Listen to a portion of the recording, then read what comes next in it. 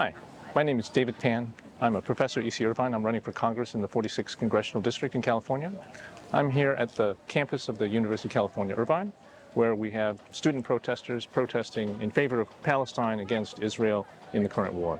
This protest really defies all of the values. It really challenges the values the United States holds of liberal democracy and support of human rights. When we look at the situation in Israel and in Palestine, we see that we have the only liberal democracy in the region, Israel, which has been conforming to ideals of human rights and laws of war, while Hamas has flouted those human rights principles in its massacre of October 7th. In response, Israel has been trying to defend its country against not only Hamas, but Hezbollah and Iran. In that war, it has been bending over backwards, in fact, to protect civilians in Palestine, even as Hamas has been hiding its military installations underneath schools, underneath mosques and hospitals in order to create more civilian casualties, in fact. And Israel has been in this horrible situation of having to decide whether to protect its own sovereignty, to protect its own people, or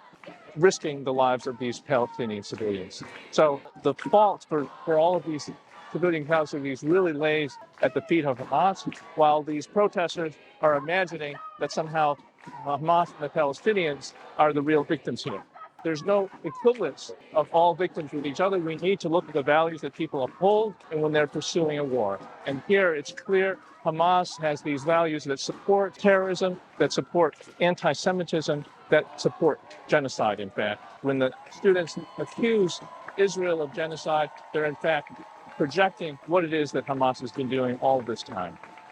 We need to make sure that we can reform our universities because students have been miseducated into thinking that all victimization somehow gives you a right to massacre other people, whereas in fact what we need to do is affirm the values of a liberal democracy and of human rights.